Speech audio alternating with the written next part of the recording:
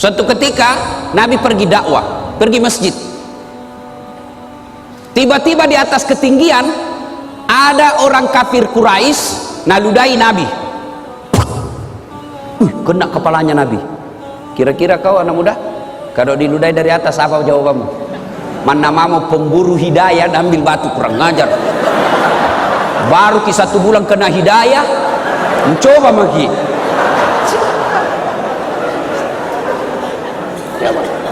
Nabi begitu diludai, Nabi lihat ke atas dan senyum. Apa dia bilang?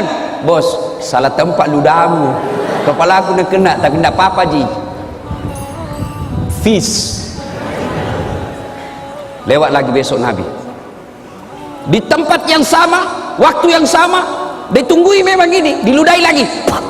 Kena lagi Nabi, dia bilang ji Nabi, tidak apa-apa ji bos, aku maafkan kau. Ketiga kalinya, hari ketiga masih begitu. Besoknya lewat Nabi, tidak ada, mina tunggu-tunggu Nabi. Mana langgananku ini? Biasanya ada ludaika di sini. Oh, sampai Nabi tanya, siapa kenal si fulan? Oh ya, di mana rumahnya? Biasanya saya lewat situ ada ludaika. Tidak tahu kenapa ini tidak ada. Oh, dapat informasi. Malah saya Nabi, sakit dia ya Rasul.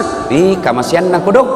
Akhirnya Nabi pulang ke rumahnya dan berkata kepada istri beliau, ya Ummul Mukminin Khadijah, ada roti? Ada kurma? Ada. Bungkus sih. Mau ke kemana ya Rasul? Mau pergi lihat langgananku. Sakit kodong. Sampai dia ketuklah rumahnya itu orang yang ludai Nabi. Assalamualaikum. Siapa? Muhammad. Muhammad siapa? Langgananmu bos. Mati. Mak dah maki. Datang Muhammad balas dendam ini. Selesai dia bilang, saya tadi lewat di tempat biasa. Saya cari-cari kita tidak ada. Rindu-rindu tuh nggak kurasa dengan ludata.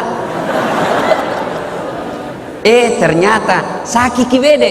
Ini ada roti saya bawakan ki, ada kurma saya bawakan ki. Kita makan, saya doakan ki mudah-mudahan cepat sembuh. Masya Allah.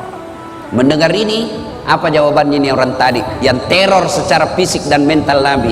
Apa dia katakan? Dia bilang, Abu Jahal saja yang sewa saya untuk teror kamu, tidak datang lihat saya sampai sekarang. Justru kamu orang pertama yang datang membesuk dan mendoakan saya. Luar biasa akhlakmu ya Muhammad. Masya Allah. Akhirnya apa? Ini orang menyatakan, saksikan ya Muhammad, la ilaha illallah Muhammad Rasulullah. Tiada Tuhan selain Allah dan Muhammad adalah utusan Allah. Saya tidak persoalkan ini kisah sahih atau tidak. Jangan lagi nanti share nabuli lagi di Facebook. Itu ustaz palsu. Sudah aku kasih tahu ki. Saya tidak persoalkan sahih tidaknya ini kisah. Yang saya ingin ambil adalah makna dari kisah itu. Pelajaran yang ingin kita ambil. Dulu waktu saya kecil ada buku yang selalu saya baca, Kisah Berhikmah. Kita ambil hikmah dari kisah itu. Inilah cinta harus dengan kesabaran. Tidak mungkin ada cinta kalau tidak sabar. Sallu ala Nabi Muhammad.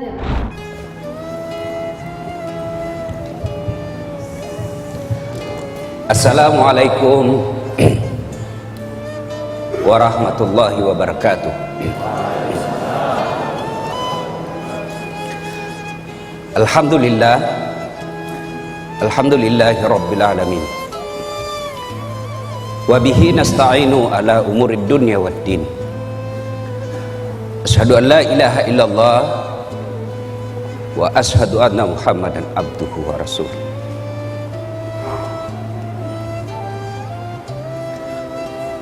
Allahumma salli ala sayyidina Muhammad wa ala alihi wa sahbihi ajma'in. Ibu bapak, saudara-saudara sekalian yang saya hormati, ketika saya tamat SMP, SD di kampung saya, Desa Bungi, Kabupaten Pindrang, saya datang ke orang tua saya, bapak saya bilang, Pak, melok kamu sekolah agama. Saya mau sekolah agama. Saya mau sekolah di pesantren. Waktu itu maafkan saya. Pondok Pesantren DDI Kabalangan. Pengasuhnya almarhum guru kita Abdurrahman Ambok Dalle. Saat itu bapak saya menjawab, dia lepas sekolah ko nak. Dia lepas sekolah ko, saya tidak bisa sekolahkan kamu di pesantren. Kenapa? Pesantren waktu itu jauh lebih mahal daripada sekolah umum. Di pesantren kita harus bayar biaya kos, biaya makan dan lain sebagainya. Sementara sekolah umum hanya membayar SPP dan OSIS. Waktu itu saya pengurus remaja masjid, masih saya SD. Lalu saya ngadulah saya dalam tahajud. Saya alhamdulillah masih SD saya sudah kenalan itu salat tahajud. Saya ngadu kepada Allah. Kalau bahasa Bugisnya mah peletuk kak. Tidak ada keluargaku orang kaya, tidak ada keluargaku pejabat. Lalu saya ngadu kepada Allah, ya Allah, kenapa kau lahirkan saya bapakku miskin? Saya tidak minta beli motor, saya tidak minta beli mobil, saya cuma mau sekolah agama. Alhamdulillah, saya malah sekolah umum, SMP di kampung, SMA 4, sarjana saya ada 2, sospol 1, sarjana syariah 1, sospol pun hampir 4 semester saya serahasiakan ke bapak saya, karena bapak saya tidak mau kalau saya sekolah politik. Dia bilang, itu politik pak beleh-beleh. Saya selesai S2, S3 dan seterusnya. Apa yang membuat saya terharu? Alhamdulillah, saya bisa jadi ustadz meskipun saya tidak pernah mondok. Saya malu bicara di tempat ini. Di sini kumpulan orang-orang soleh, ada guru-guru kita. Saya kalau ketemu teman-teman guru-guru di Wahda Islamiyah, saya selalu berkata Tuan Guru, Andrung Guru. Kenapa? Disitulah pusat orang punya ilmu. Saya ini hanya pandai menyebarkan ilmu. Sumber ilmu saya dari teman-teman saya di Wahda. Lalu menjadi pertanyaan, kenapa orang panggil saya dakwah? Nah saya ini kasihan, bukan keilmuan dalam bidang dakwah. Ternyata salah satu sebabnya ketika orang saya tanya, bagus cara tak menyampaikan Ustaz. Tidak ada orang sakit perasaannya, paling banyak sakit perasaannya ibu-ibu. Tapi heran, tetap kita suka itu ibu-ibu Ustaz. Inilah kemudian saya bersyukur pernah sekolah dan sampai sekarang masih mengajarkan ilmu komunikasi. Saya tidak mungkin berlebih ketika saya katakan ilmu pertama yang diajarkan Allah kepada manusia Adam alaihissalam adalah ilmu komunikasi. Kapan Ustaz? Ketika Allah mengajarkan nama-nama makhluk dan tumbuhan kepada Adam. Nama adalah simbol, simbol adalah kajian utama ilmu komunikasi. Ibu bapak saudara-saudara sekalian yang saya hormati, nah melanjutkan itu tadi intermezzo saja. Alhamdulillah emosi saya sudah mulai terkontrol. Saya gampang tersentuh ketika kumpul dengan teman-teman ustadz, karena saya bilang dalam hatiku, mereka mendalami ilmu agama sampai ke luar negeri, tinggalkan keluarga, kadangkala keluarkan ongkos baru bisa mendapat ilmu yang sangat dalam. Saya alhamdulillah santai-santai ji bisa dapat ilmu. Kenapa? Karena saya memang minta dari Allah Subhanahu wa ta'ala. Cuma saya harus tahu diri bahwa ilmuku rendah sekali. Ustadz Fahru Rosi hari ini nakira kak barangkali basang, bateku nagulai. Masya Allah. Biasa saya kalau dikasih begitu kak banyak pak ganti langsung ke bilang ada basang. Apa maksudnya? Golai capok. Ya. Bapak Ibu saudara-saudara sekalian, waqala Allah berfirman dalam Al-Quran, bismillahirrahmanirrahim, Ya ayyuhalladzina amanu dukhulu fis-silmi kaffatan wa la tattabi'u khutuwatis syaitan innahu lakum adu mubin. Wahai orang-orang yang beriman, masuklah engkau ke dalam Islam secara sempurna, jangan Islam pencitraan. Sekarang ini kalau musim pilkada itu politisi penampilannya kala-kala ustad, rapat songkoknya, pakai serban, pakai gamis, nah bungkus dirinya serban putih, baru pegang tasbih besar, foto pasang baleho 4x6, kala-kala penampilan Ustadz Dasad. Begitu disuruh imam sholat maghrib, nah bilang, Ustadz, paruh suaraku. Jangan Islam seperti itu, pencitraan. Dan masuklah ke dalam Islam secara benar, dan janganlah engkau ikuti langkah-langkah setan, karena sesungguhnya setan itu musuh yang nyata bagi kalian. Nah, kira-kira kalau pengajian begini, Bu, ada enggak setan di tengah-tengah kita? Kira-kira ada setan, Ibu? Ada. Bukan popo, bukan parakang, bukan uka-uka, tapi apa setan yang ada di tengah-tengah kita? Bentuknya handphone. Apa? Orang sudah ceramah masih menggesek. Katanya mau dengar pengajian, mak download ji. Simpan dulu HP kita. Serius kayak ini, serius, simpan dulu. Simpan dulu. Bagaimana kita mau dengar ceramah kalau kita fokus di HP? Ada juga pura-pura foto itu. Padahal dalam hatinya dia HP baru. Ada yang lebih parah, dah foto kan dulu, baru nak share di grup Tablik Akbar bersama Ustadz Dasad. Tapi itu ji bajunan apa pakai waktu di TV One. Itu ada juga begitu. Nah, ibu bapak saudara-saudara sekalian, pada Tablik Akbar kali ini tema yang saya ingin sampaikan fokus pada cinta. Adik-adik, ini yang banyak kacuping-kacuping. Ini adik-adik percayalah, semua penyakit kita ingin cepat sembuh. Mau penyakit kusta, sakit kepala, sakit gigi, sakit utang, semua kita ingin cepat sembuh. Satu-satunya penyakit yang kita tidak mau sembuh adalah penyakit jatuh cinta. Inilah penyakit jatuh cinta, nggak mau kalau sembuh, maunya kita jatuh cinta selamanya. Nah, bicara tentang cinta saya tidak mau ceramah, saya hanya ingin menyampaikan kisah-kisah bagaimana cinta, dakwah dengan cinta. Satu, adik-adik pernah, saudara-saudara, bapak ibu pernah dengar kisah Rasulullah Sallallahu Alaihi Wasallam di Taif. Rasulullah mendapat tekanan di Mekah, mendapat hinaan, mendapat cemoohan, teror secara fisik, teror secara mental. Fisiknya dilempari, mentalnya diludahi, rumahnya dipasangi duri. Lalu siapa yang lakukan itu? Bukan orang lain. Siapa? Keluarganya sendiri. Siapa? Abu Lahab. Tahu itu Abu Lahab deh? Tahu ke Abu Lahab? Tahu? Sepuh satu kali saudarana bapakna Nabi. Bahasa Perancisnya Amurena Nabita. Perancis itu Pare-Pare dan sekitarnya.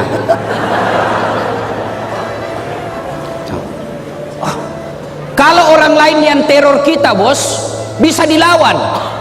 Kalau orang lain yang menghina kita, kita bisa aja berkelahi. Tapi ini paman kita. Kita berharap ketika kita yatim piatu, kita berharap ketika tidak ada lagi orang yang mampu menolong kita, ada paman, ada saudaranya bapak kita yang tokoh masyarakat di kampung itu. Tentu harapan kita, mudah-mudahan kodong ini pamanku bisa tolong kak. Tapi apa yang terjadi? Justru pamannya Nabi dan istrinya yang teror Nabi. Bayangkan, teror fisik, teror mental. Tapi Nabi tidak pernah lebay. Tidak pernah kita dengar Nabi cuti jadi rasul. Karena tekanan-tekanan akhirnya cuti 1 bulan. Tidak pernah. Lalu dalam desakan dan hinaan seperti itu, Rasulullah Sallallahu Alaihi Wasallam ke Taif. Saya waktu terakhir ke umrah, saya sempat ke Taif. Itu Taif, kita naik tebing-tebing gunung. Kemudian sampailah kita di Taif. Nabi sampai di Taif, waktu itu jalan kaki. Saya naik mobil masih hampir 2 jam. Itu pun ada teman saya mabuk. Kenapa? Ular tangga. Naik lagi. Anak-anak zaman now tidak tahu ular tangga. Kita dulu waktu tak kecil, ular tangga, ular tangga. Kalau dapat tangga naik lagi. Begitu dapat ular, turun ke sini. Coba, masya Allah. Sampai di Taif, apa Nabi lalu sampaikan? Nabi lalu sampaikan keinginannya. Saudara-saudara sekalian, minta pertolongan. Saya ajak kalian ikut beriman kepada Allah. Jangan sembah kecuali Allah. La ilaha illallah Muhammad Rasulullah.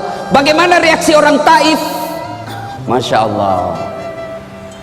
Orang-orang tua di Taif nak kumpulkan itu anak-anak. Anak-anak bocah, ABG. Dia bilang, "Piku lempar itu, lempar itu." Bayangkan Pak, kalau orang dewasa lempar ki, masih kita merasa terhormat. Kenapa? Seusia ki bos. Tapi anak-anak yang ngusir kita, itu tekanannya, tekanan psikologisnya sangat tinggi. Lalu pada saat Nabi dilempari, datang malaikat Jibril menawarkan bantuan. Dia bilang, Jibril, kalau bahasa kita, Mas bro, Muhammad tak lewat-lewat itu. Saya diperintah Allah, berdoa kau saja, Allah angkat. Saya diperintah Allah, saya lempar ini satu kampung, saya hancurkan mereka.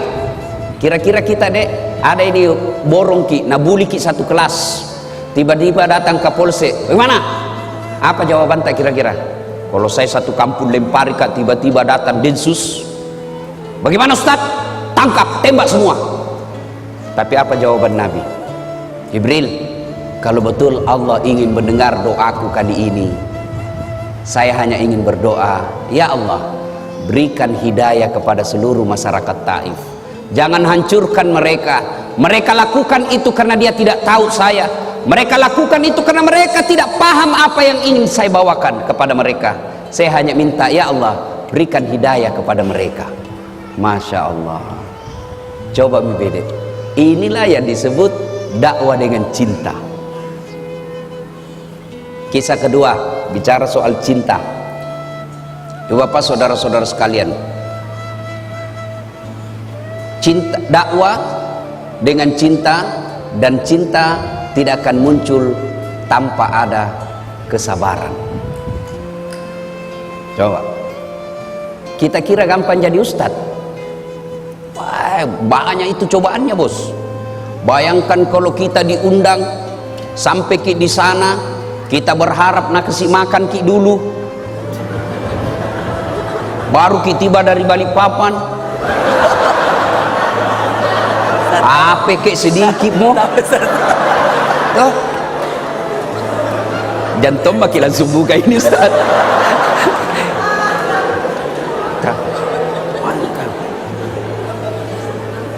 Coba, tidak gampang jadi ustadz. Belum lagi saya pernah diundang ke Pulau Kijang, Pulau Kijang Sumatera, Riau, tapi pedalaman. Waktu nak telepon kak, Assalamualaikum Ustaz. Waalaikumsalam. Betul Ustaz Dasat, betul sekali. Kenapa ki? Kami ini orang Bugis yang ada di tanah Sumatera, Pulau Kijang. Oh, ringkas kisah, merenung ki kasih Ustaz lomah ceramah ke Kampota. Bugis. Oh, jago ini orang Bugis ini. Ya, jadi saya minta tolong jelaskan bagaimana ke sana. Dia bilang, Ustaz, naik pesawat dulu ke Jakarta, dari Jakarta kemudian ke Jambi, dari Jambi menyeberang speed ke Pulau Kijang. Saya bilang, berapa lama naik speed? Tidak sampai 2 jam Ustaz. Loh, sama aja di Kalimantan ini. Oke lah. Begitu saya sudah naik di speed, ternyata bukan speed, apa? Katinting. Bilang, itu speed itu kan yang cepat. Ini katinting. Tok. Mati ku bilang. Mulai mak jengkel di situ, mulai mak jengkel. Sudah. Tanam-tanam mak. Astagfirullah. Saya lihat jamku, 1 jam lebih. Astagfirullah. Begitu 2 jam belum sampai. Dalam hatiku nak bilang ini tidak sampai 2 jam, 2 jam ini sampai 5 jam belum sampai. Langsung aku bilang, Daeng, kita bilang tidak sampai 2 jam. Nah 5 jam makin ini belum sampai. Nah bilang, tak gampang kak kasih Ustaz. Maafkan saya Ustaz. Kenapa? ini sebenarnya hampir 9 jam. Wah, la ilaha illallah. Saya bilang, kenapa tidak terus terang supaya saya sediakan fisik dan mental? Apa dia bilang? Kalau saya jujur Ustaz, pasti Ustaz tidak mau datang. Itu kuncinya adalah kesabaran. Itu baru perjalanan bos, belum lagi diri honor. Ada togi yang tipu Ustaz itu. Masuknya Ustaz, tapi Ustaz sampai pagi saya kirim di rekening. Oh iya siap. Sampai sekarang nggak dikirim-kirim.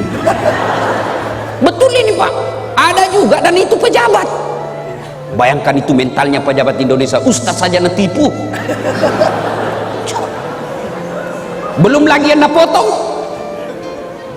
Lebih banyak ngambil daripada kita. Khutbah Jumat biaya rutin 200.000. Begitu sampai di rumah, deh 50.000 di sini. Bayangkan lebih banyak ngambil dari kita. Coba bayangkan. Itu kisah-kisah perjalanan dakwah. Apalagi belum lagi yang nak kasih kotak kosong, kwitansi kosong. Selesaiin terutama di kantor-kantor. Selesai mungkin ceramah, tapi Ustaz kwitansi berapa? Kasih kosong misalnya Ustaz. Aku bilang jangan ambil maki semua. Bayangkan kalau saya tanda tangan kwitansi kosong, nah kasih ke 1 juta baru nak tambahin 01 di belakangnya 10 juta nambil, baru nak kasih ke 1 juta 9 juta nambil. Maka saya bilang jangan bos, ambil maki semua. Kalau saya tanda tangan, saya ikut berpartisipasi dalam kebohongan. Itu tantangan dakwah. Lalu apa yang membuat saya kemudian tenang? Saya bilang, berapa tong ini? Siapa ini? Dasat Latif, masih banyak dosanya, masih cinta dunia, masih mau poligami. Kenapa kita ketawa ibu? Daripada saya bilang tidak, baru dalam hatiku iya. Munafik namanya, mau tapi tidak berani. Itu jadi masalah. Berani apa enggak? Itu jadi masalah bos. Bale-bale bapak kalau tidak mau poligami sini. Kita masih cinta dunia, masih banyak dosa, masih ngejar-ngejar, ya sudahlah. Berapa tong? Kena kita ujian-ujian dakwah, resepnya sabar. Rasulullah sallallahu alaihi wasallam. Masya Allah. Wallahu alam. Ini kisah kedua. Saya tidak tahu sahih atau tidak. Saya itu kalau baca kisah, saya tidak lihat sahih tidaknya. Yang saya ambil adalah makna dari kisah itu. Suatu ketika Nabi pergi dakwah, pergi masjid. Tiba-tiba di atas ketinggian ada orang kafir Quraisy naludai Nabi. Kena kepalanya Nabi. Kira-kira kau anak muda, kalau diludai dari atas apa jawabanmu? Mana mau pemburu hidayah ambil batu, kurang ngajar. Baru ki 1 bulan kena hidayah, mencoba lagi.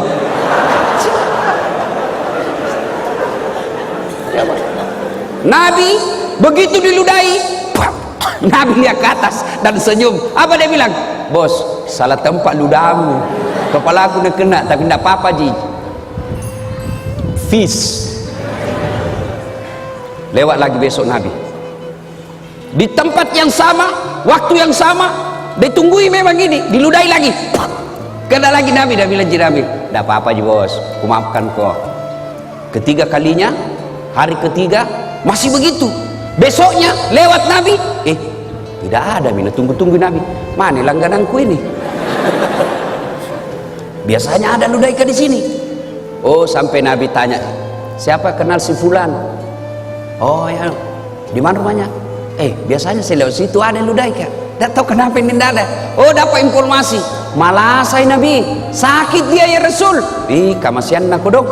Akhirnya Nabi pulang ke rumahnya dan berkata kepada istri beliau, ya Ummul Mukminin Khadijah, ada roti? Ada kurma? Ada. Bungkus sih. Mau ke kemana ya Rasul? Mau pergi lihat langgananku. Sakit kodong. Sampai dia ketuklah rumahnya itu orang ludai Nabi. Assalamualaikum. Siapa? Muhammad. Muhammad siapa? Langgananmu bos. Mati. Mak dah maki.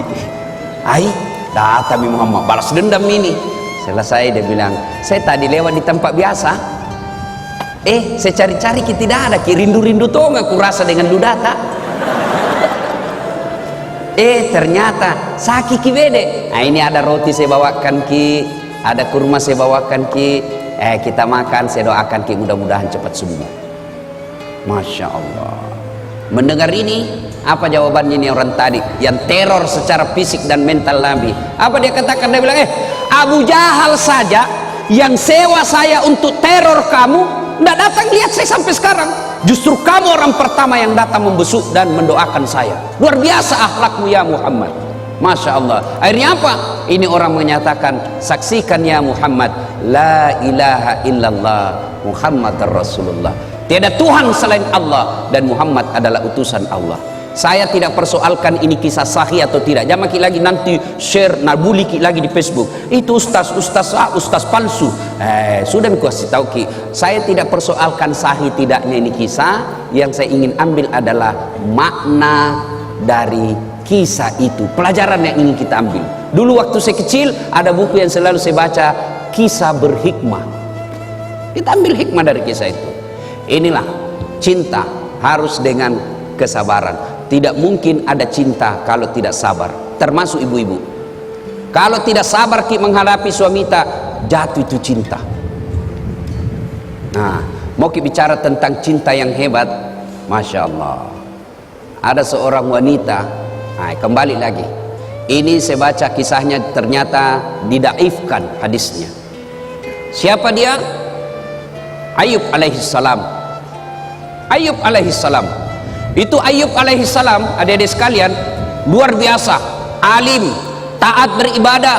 Allah kelimpahkan beberapa rezeki kepada Ayub alaihissalam.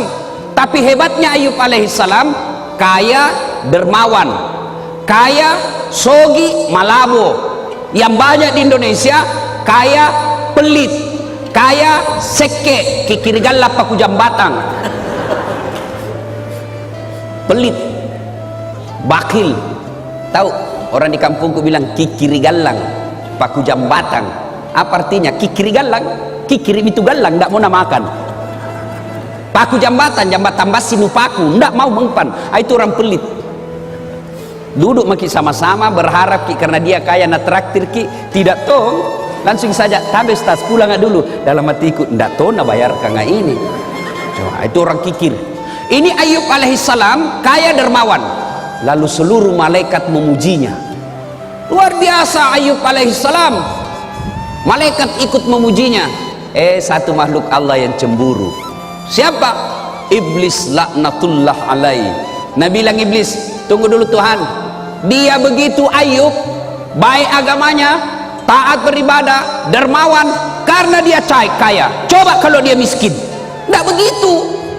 Allah berfirman, saya lebih tahu dari kau Iblis. Dia bilang tidak memang toh. Iblis dia bilang kalau begitu Tuhan, kasih saya kesempatan menggoda ini Ayub. Allah kemudian silakan. Satu, jangan cabut nyawanya. Siap. Akhirnya apa? Ayub alaihissalam terbakar seluruh hartanya. Kebun-kebunnya musnah. Binatang-binatang ternaknya mati karena penyakit. Begitu miskin, datang iblis. Ayub masih bersikir, dibisik. Ayub, sudah mau. Apalagi kau puji-puji Tuhanmu? Bayangkan ambil hartamu. Jangan kau puji-puji Tuhanmu. Apalagi Tuhan apa itu Tuhanmu? Apa kata Ayub alaihissalam? Bos, yang kau banyak bicara di situ nah? Bukan begitu di hadis, bukan. Ini bahasa Ustaz. Supaya enak didengar bos. Tuh, bayangkan kalau lapar kita baru serius sekali, tambah lapar orang. Tuh. Nah. Makan dulu baik. Akhirnya apa? Apa kata Ayub? Dengar baik-baik adek. Dengar baik-baik ibu. Alhamdulillah, sempat kaya, sempat punya kebun, sempat punya binatang ternak. Banyaknya orang kodong sampai sekarang tidak ada kebunnya, tidak ada ternaknya. Ini harta titipan Allah. Inna lillahi wa inna ilaihi rajiun. Allah yang kasih saya di dunia, Allah ingin ambil, silakan. Yang penting lebat Tommy. Nabi bilang orang Bugis, taruh meti ko pura muir rede. Oh, Nabi bilang kalau bahasa kita, dia bilang kira-kira kalau bahasa kita ya, apai. Dia bilang itu iblis, apai. Masih mau kok? Hebat kita. Nabi bilang tidak. Itu Ayub begitu karena dia anaknya. Coba kalau tidak ada anaknya, Allah berfirman tidak ada anaknya atau tidak, dia taat. Akhirnya apa? Wafat lagi anaknya. Datang lagi iblis, bos, sudah itu kau sembah Tuhanmu. Bayangkan, dari ada hartamu nambil mi, sekarang anakmu lagi nambil, sudah mi. Apa kata Ayub alaihissalam? Jangan kau hanya bicara di situ deh, bosan kuliah kok. Coba, alhamdulillah sempat kau punya anak. Banyaknya itu orang kodong bertahun-tahun sampai tua tidak punya anak. Alhamdulillah ada anakku. Setan tak kancing, tapi dia jujur lagi sama Allah. Tidak memang Tuhan. Coba kalau dia sakit, tidak mungkin dia begitu. Allah dia bilang saya lebih tahu sehat atau sakit. Dia tetap sabar beribadah kepada aku. Akhirnya apa? Dicoba lagi Ayub alaihissalam dengan apa? Penyakitnya tidak tanggung-tanggung. Seluruh anggota tubuhnya dimakan ulang. Kira-kira kalau sekarang penyakit kulit tingkat paling tinggi, bahkan riwayat yang saya baca itu kelihatan itu sedikit tulang-tulang pipinya apa itu di sini karena habis dimakan ulat. Ayub alaihissalam datang lagi di iblis. Bayangkan Tuhanmu nambil hartamu, nambil anakmu, sekarang kau lagi nak kasih sakit. Sudah mi. Apa kata Ayub alaihissalam? Bosan-bosan kuliah kok, tidak berhentimu datang sama saya. Tidak ada apa-apanya ini. Masya Allah, puluhan tahun saya sehat. Masa gara-gara penyakitku yang baru sesaat ini saya lalu melupakan nikmat Allah? Tidaklah. Inna lillahi wa inna ilaihi rajiun. Lalu datang lagi istrinya. Dia bilang apa sama istrinya? Istrinya bilang apa? Bang, berdoa maki sama Tuhan, minta ki supaya berhenti penyakit kita. Apa kata Ayub alaihissalam? Masih kak, saya malu minta kepada Allah. Puluhan tahun saya sehat, baru beberapa saat saya sakit, saya malu kepada Allah. Lalu iblis tidak putus asa, dia datangi lagi Ayub alaihissalam. Gagal dia goda Ayub, maka dia datangi istrinya. Istrinya dihasut. Maka ibu-ibu hati-hati. Biasanya setan mati akal hadapi suami, tapi dia masuk sama istrinya. Suaminya mau pergi sedekah, mau bantu sahabat pemburu hidayah, dia mau kasih uang sumbangan 500.000, sudah ada di dalam dengan amplop. Tiba-tiba dilihat istrinya, Pak, kenapa ada ini uang 500.000? Mau dia apa? Ada itu anak muda kodong mencari hidayah, mau saya kasih di sumbangan beli Quran. Dia bilang, talekan ini sok kaya. Nah orang lagi itu ada anak gue beli kaki pulsa. Akhirnya gagal bersedekah. Kenapa? Godaan setan dunia dalam bentuk istri lebih besar daripada godaan yang tidak kelihatan. Itu Nabi bilang orang di kampungku setan mak bulu-bulu. Susah diusir. Kalau setan yang tidak kelihatan baca basmalah lari. Kalau istri tak dibacakan Yasin, dia bilang, kok kira kau mati? Coba. Sampai-sampai ada bapak-bapak ditanya sama istrinya, ada warna kau suruh simpan di bawah tempat tidur. Didapat sama istrinya. Nah bila istrinya, Pak, uang apa ini 1,5 juta? Uang sial. Maksudnya apa? Baten aku sembunyi udah apa Ji?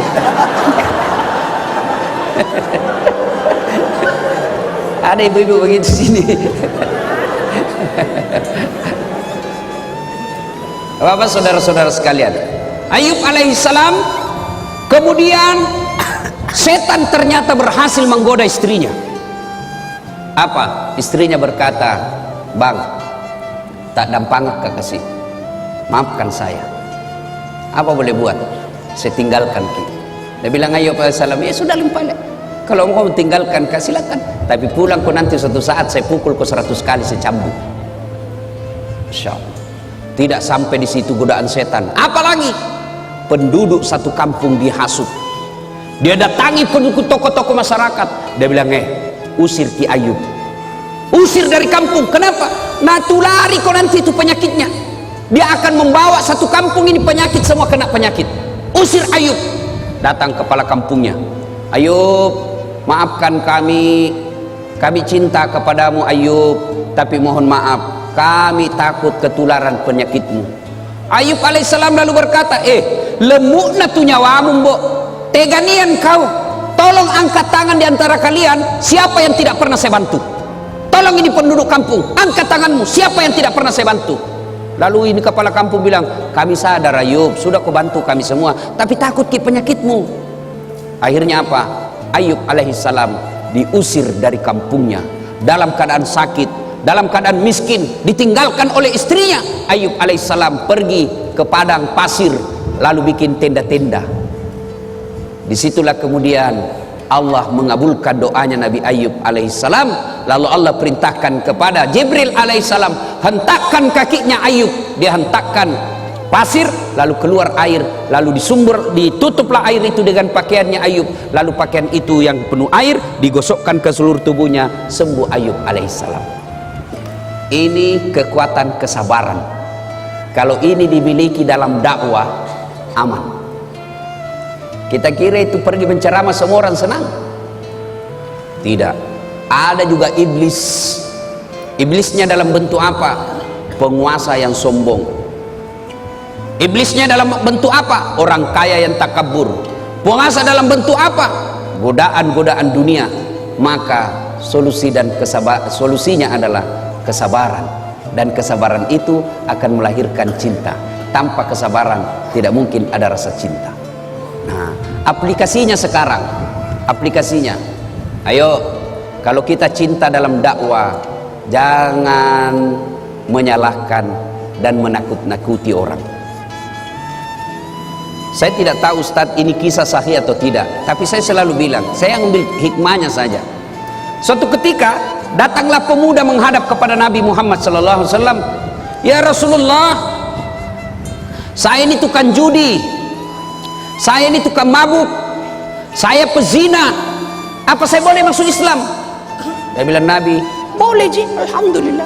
Tapi saya tukang judi, saya pemabuk, saya pezina. Dia bilang, Nabi, tidak apa-apa ji. Satu, mau kau janji sama saya? Apa ya Rasul? Kau janji sama saya tidak pernah bohong, alias jujur kok. Dalam hatinya deh, gampang aja.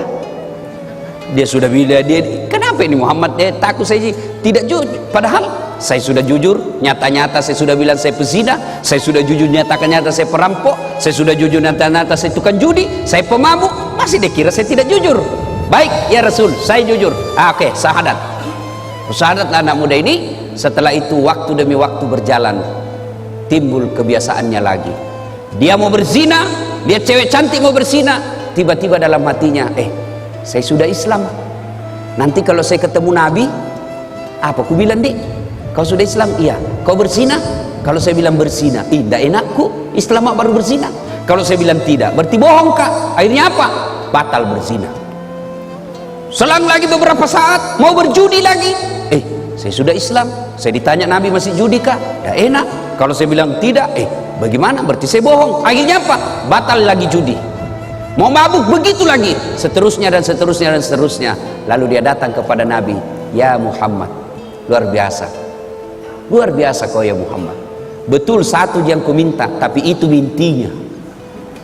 Coba kalau Nabi langsung katakan tidak boleh, pezina tidak boleh masuk Islam, maka dia tidak masuk Islam pada saat itu. Tidak.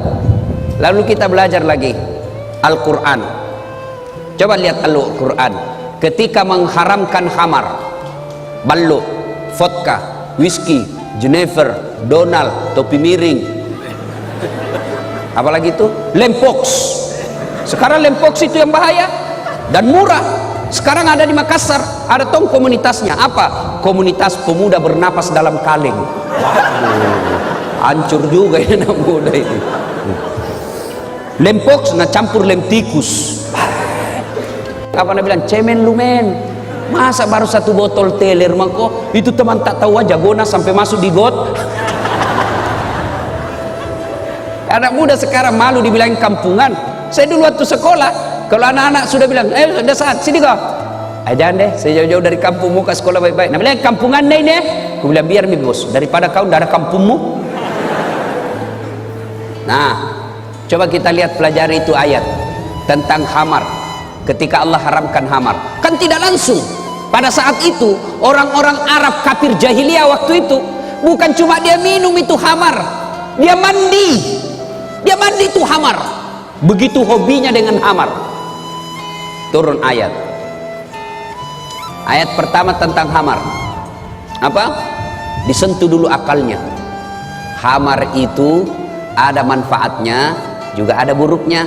Tapi ketahuilah, keburukannya jauh lebih besar daripada kebaikannya. Ini peringatan bagi orang-orang yang berpikir. Mulai berpikir, oh ya tahu ada baiknya, tapi lebih banyak jahat keburukannya. Akhirnya mulai jalan pikirannya. Lama turun ayat kedua. La taqrabus salata wa antum sukara. Jangan kau dekati khamar ketika kau dalam keadaan mabuk. Artinya apa? Yang tadinya orang Islam sudah masuk Islam, yang tadinya orang kafir masuk Islam, 5 kali sehari semalam sholat, artinya 5 kali tidak boleh mabuk. Maknanya dalam sehari makin jauh dia dari khamar. Lama turun ponis terakhir, keputusan akhir. Innamal khamru rijsun min amali syaitan. Sesungguhnya khamar rijsun, bapak moyangnya dosa, min amali syaitan, perbuatan syaitan. Jauhi agar kamu termasuk orang-orang beruntung. Nah ini, jadi kalau ini kita pakai, berarti dakwah itu harus bertahap. Ya kira-kira kalau anak muda gaul baru datang sama kita, Ustadz bagaimana pacaran? Boleh. Ih betul ke Ustadz? Betul, yang penting jangan kau ketemu. Iya Ustadz, iya yang penting pacaran syar'i. Maksudnya jangan kau ketemu, SMS saja. Sudah itu datang lagi, mulai dilihat jauh jarak. Dek, apa gunanya itu pacaran? Kasih habis pulsa, bikin pikiranmu mumet, bikin hayalanmu berdosa. Sudah jangan saja. Lebih baik kau langsung lamar. Tapi tidak ada pekerjaanku. Rezeki bukan soal kerjaan, rezeki itu Allah yang ngatur. Tidak ke dalam Quran mengatakan satu orang menikah tambah lagi satu orang menikah maka 2 rezekinya, 1 tambah 1 menjadi 2. Jangan aku putus asa. Sudah itu. Coba kalau baru datang yang tadinya hobi pacaran, mana pacaran? Haram. Dede, jangan ikut pengajian deh, saking haram.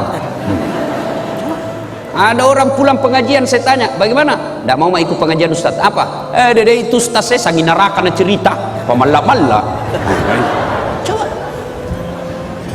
Coba kalau yang tetangga datang ke gedung apa? Menyentuh kamu berdosa, Tuhan ingin mengampuni, puji haleluya. Habis lagi dosanya.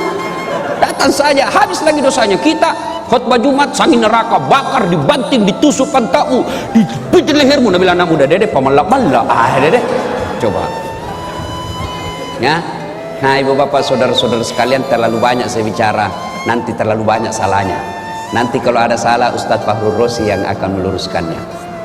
Demikian pada intinya Rasulullah berhasil menyampaikan dakwah dan sampai kepada kita ajaran-ajaran Islam ini karena disampaikan dengan cinta. Kalau kita berdakwah dengan cinta, maka insya Allah tidak ada yang menjadi musuh kita. Ya, salah boleh kita berbeda pendapat, Dek, boleh. Saya itu sepanjang perjalanan jadi dai, saya tidak senang membahas masalah khilafiyah, ikhtilaf, perbedaan pendapat ulama. Saya tidak senang. Lebih baik saya senang bahas itu bagaimana itu nak muda mau datang di masjid berjamaah, bagaimana itu orang kaya mau bangun masjid, bagaimana ibu-ibu ini diajari anaknya pakai aurat, tutup aurat. Soal bagaimana Nabi dakwah takbir, saya tidak terlalu tertarik. Ada yang begini Ustaz, ada yang begini Ustaz, ada yang begini. Mana cocok semua, yang mana tidak cocok, yang tidak angkat tangannya. Begitu saja ya. Saya dalam ini boleh kita berbeda, boleh. Saya dalam mazhab dakwah saya, metode dakwah saya tidak terlalu tertarik membahas yang begitu-begitu. Saya lebih senang membahas bagaimana orang-orang ini mau datang ke masjid, mau bersedekah, mau menghindari gosip, ya. Sekira itu. Demikian, Bapak saudara-saudara sekalian, mohon maaf yang sedalam-dalamnya jika ada kata dan kalimat yang tidak berkenan. Kita bisa lanjutkan nanti dalam sesi tanya jawab. Insya Allah Anda bertanya, saya jawab. Bagaimana kalau tidak tahu Ustaz? Saya tetap jawab. Apa jawabannya? Saya tidak tahu. Masa saya mau tahu semua, bukan nggak saya kamus. Cukup Ustaz? Alhamdulillah ya. Demikian, mudah-mudahan ada manfaat. Lebih dan kurangnya mohon dimaafkan. Assalamualaikum warahmatullahi wabarakatuh.